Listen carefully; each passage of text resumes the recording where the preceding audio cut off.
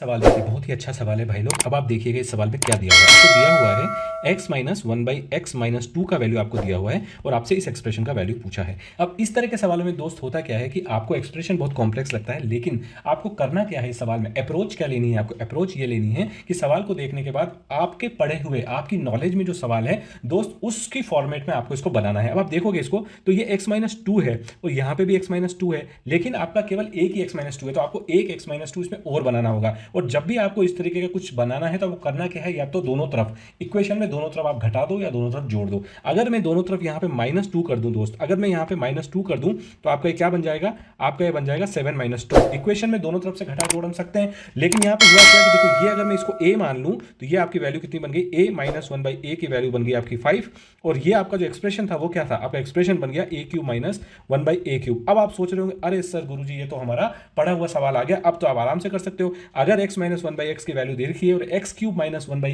X cube की value पूछी है, तो ये फॉर्मूला तो हमने पढ़ा हुआ है। मैंने आपको बताया था कि अगर a माइनस वन बाई ए की वैल्यू या x माइनस वन बाई ए की वैल्यू अगर n है तो a cube minus one by A cube की वैल्यू क्या होती है, ये होती है हमारी a क्यूब प्लस, सॉरी ये होती है हमारी n cube plus three n. ये आपको पता होना चाहिए, ये हमने पढ़ रखा है। नहीं आपको ध्यान है तो आप जाके देख सकते हो, होता है n cube plus three n. आगे बात समझ में बस, तो फिर आप क्या करो, यहाँ पे कर दो तो वैल्यू कितनी आ जाएगी इसकी निकल के, इसकी निकल के वैल्यू आ जाएगी five cube plus three into five. आगे बात समझ में बहुत ईजी है, तो बस करना कुछ नहीं है आपको। ये हो गया आपका 125 प्लस 15, तो आपका आंसर आ गया इसका 140, जो है आपका सी फॉर कलकत्ता। ये हो गया आपका काम, सी फॉर कलकत्ता। तो आपका आंसर लगा दो आप सी।